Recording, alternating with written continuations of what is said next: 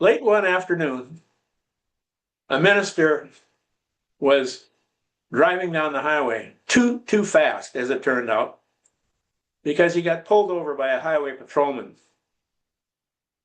As the officer walked up to the driver's side window and the minister opened it, the officer looked in and immediately could smell alcohol.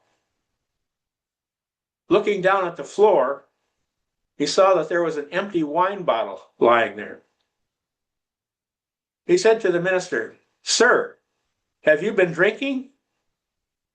The minister said, "No, officer, just some water." The officer said, "Well, then why do I smell wine?" And with that, the minister reached down, picked up the bottle, smelled it, and said, "Oh my goodness, Jesus has done it again. It's a miracle."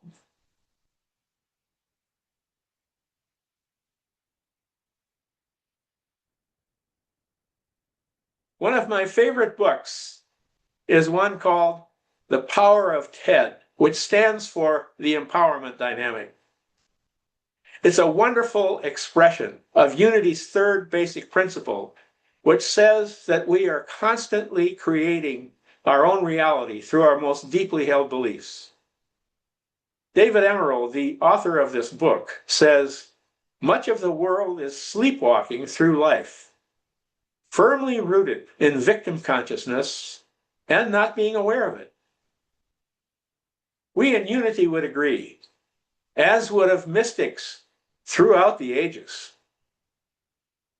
In psychology, there's a well-known schematic called the drama triangle. And if you would, I'd like you to take out that half sheet of paper and a pen. On one side of it, I'd like you to label that triangle the drama triangle at the top. And then at each point, write a word. The first, on one point, write the word victim. On another point, write the word rescuer. And at the third point, write the word persecutor. We've all felt like victims. Sometimes I think we should have a club named Victims Anonymous. Hi, my name is Phil, and I felt like a victim today. Also, we've all tried being rescuers. Maybe we should also have a Rescuers Anonymous. Hi, my name is Phil, and I tried to rescue someone today. And we've all been persecutors. Sometimes, perhaps often, without intending to be. Here are a few characteristics of victim consciousness. And I wanted to tell you that one of the best examples I ever saw of a victim consciousness was on a gravestone when I was the minister in Key West, Florida. The gravestone simply had the person's name and these words on it: "I told you I was sick."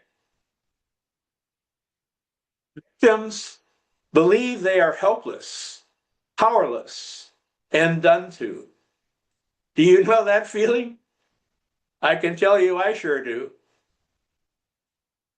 To victims, they see life as a problem to be solved rather than an adventure to be lived. So they're hyper vigilant. I heard someone say one time, a problem is an opportunity wrongly considered, and an opportunity is a problem rightly considered. For victims, emotions are mostly fear-based. Victims are always ready to fight, flee, or freeze.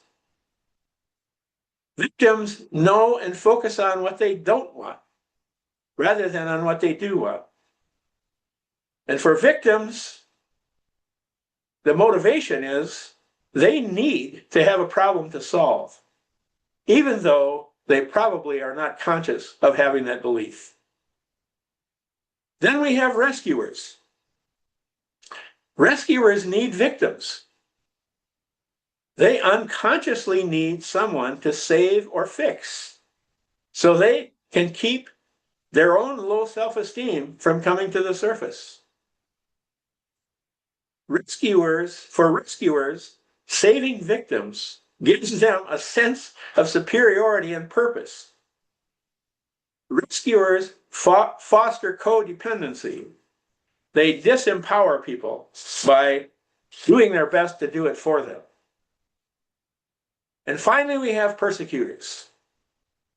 A persecutor is anyone or anything that looks like he, she, or it is doing it to you. A persecutor can be a person, an event, or a body issue. Couples often take turns playing victim, rescuer, and persecutor to each other. We call them codependent relationships. We used to call them need-obligate relationships, where each person took turns being needy, and then the other one, when one was needy, the other was obligated to help them. All three, victims, rescuers, and persecutors, are based on fear and what A Course in Miracles calls our ego identity. And remember that identity, the ego identity in A Course in Miracles terms, is who we believe we are when we feel separate from God and each other. So today, I want to encourage us all to move from the drama triangle to what the author calls the empowerment dynamic. This is really important in having a healthy spiritual community, one where we practice empowering each other rather than saving each other. Here's how we do that. To move from the drama triangle to the empowerment dynamic, first, we give up that delicious to our ego feeling of being done to. Do you know that can feel delicious sometimes? Man, it sure has for me. Next, we refuse to see ourselves and others as victims. Instead, we practice seeing ourselves and everyone else as creators. Now, on the other side of that piece of paper, the other triangle, I'd like you to label that one the empowerment dynamic. And at one point on that triangle, write the word creator. On another point, write the word challenger. And on the third point, write the word coach. To creators, life is an adventure to be lived, not a problem to be solved. To creators, the basic assumption is we each have all the resources we need to deal with anything that happens in our life. For creators, the focus is on what we do want, not on what we don't. It's on what we do want to be, to do, and to create. For creators, the motivation is to fully express ourselves, to live our vision, and to be all that we came here to be. Then we have challengers. A challenger, like a persecutor, can be a person, an event, or a body issue. A challenger calls for the creator to grow and acquire new insights and new skills. As I was working on this message, I came across a story of a woman named Melanie in Sacramento, California. Melanie had been a successful high school principal in that school district. But then the state of California had to make budget cuts to their education budget, and Melanie was laid off. A few days later, at a church class, she said to the minister, "I don't understand it. I'm working on spiritual growth. I'm working on my prosperity consciousness, and I got laid off. The minister looked her in the eye and said, Melanie, this is going to turn out to be the best thing that ever happened to you. If you will give this whole situation to the Holy Spirit and ask for and follow your guidance. So instead of going into depression, which she had certainly thought she would, she began meditating every day, opening her mind to new possibilities. And one day, she felt like she had received some guidance. The guidance was that she could have a whole new career, a career in counseling people in school districts, assisting them with the same, dealing with the same situation that had happened in her district, which was people getting laid off. So supporting them in knowing how to do more with less. By mid-year, Melanie had a full clientele. And by the end of the year, she had been hired by the state of California to offer the same assistance and help to school districts all over the state. Like Melanie, if I have a challenge to face in my life, instead of feeling victimized, well, okay, maybe I do for a little while, but after that, I do my best to look for the gifts this situation has for me, including what it has to teach me, rather than who's at fault or who's to blame, because blame and fault are both ego concepts.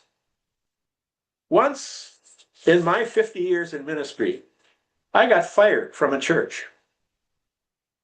It came about because in looking at their finances before I accepted the job as their senior minister, I saw that they were running short every month. But arrogantly, I said to myself, I could turn around the finances of any unity ministry. Ha ha, no, I could not. After 2 years of doing my best, but not succeeding at that, I got fired because there was an associate minister who was willing to be the minister of the church, and her salary was half of what they were paying me. Did I feel victimized? I certainly did, for several days. And then I decided to ask the Holy Spirit, what was this all about? And what I heard was, it's time to look for another possibility in your life. And as a result, I discovered transitional ministry. So I got trained in being a transitional ministry and have helped several ministries since then. It's been one of the most exciting chapters of my life. Then finally, we have coaches, like the minister in Melanie's story. Coaches see everyone as a creator, even those who see themselves as victims. Coaches see everyone as whole and creative, including themselves.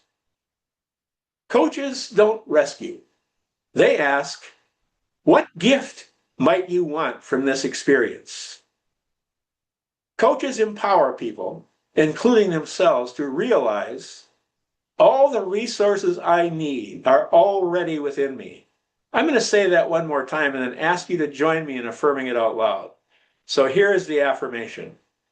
All the resources I need are already within me. Together, all the resources I need are already within me. I came across another story as I was working on this message. This one had to do with a barber who had been a successful barber, had a great practice for about 20 years. And then a discount barber chain moved in one of their barbershops into town and started offering haircuts at a discount. And as it did that, this barber lost more and more business until finally he thought that he was going to have to go out of business because he couldn't afford to stay in business anymore. But fortunately, this barber had a son who very much acted like a coach. And he said to his dad, his son was a marketing professional in marketing. And he said to his dad, Dad, there's no such thing as a problem with no solution. Let's you and I brainstorm. So they did. And after a short time, they came up with an idea that they knew was the right one. The idea was, and this is what they did, they made a big sign and put it right at the top of his barbershop that said, "We fix $6 haircuts." And within a short period of time, he was back to having all the business he could want. How do we move from victim to creator? First, we practice knowing everything that's in my life is my idea.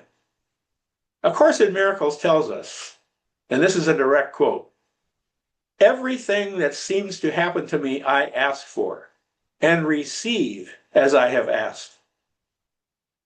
Then we ask, what gift or gifts do I want from this creation? Then, when we ask that question, every persecutor becomes a challenger. And also, we practice knowing, and I'm going to ask you to affirm this one too.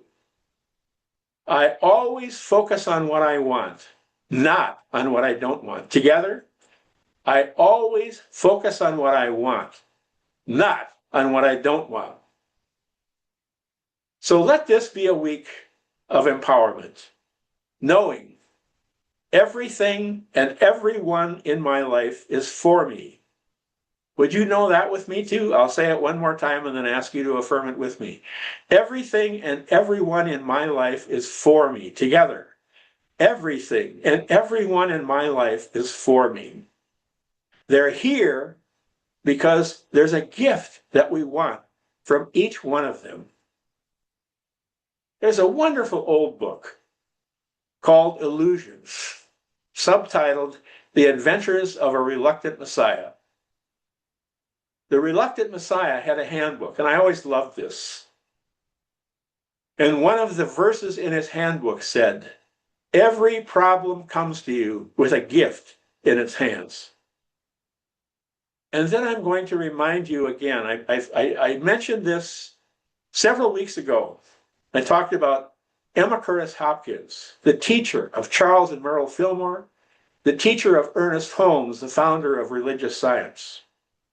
Emma Curtis Hopkins one day was dealing with something that seemed painful in her life, and she'd been stewing about it for a while.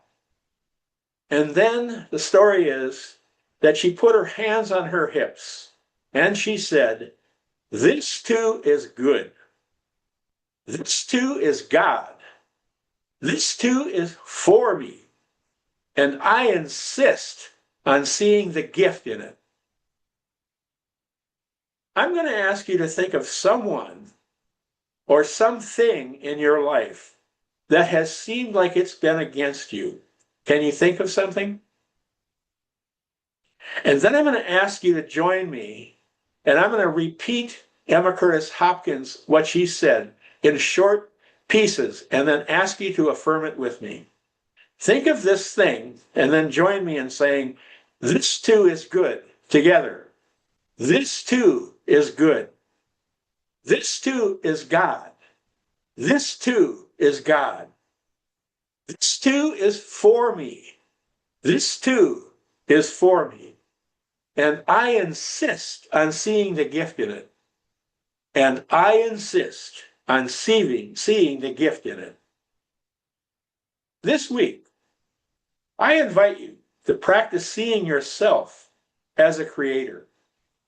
This is how to accept your inheritance of the divine power of creation.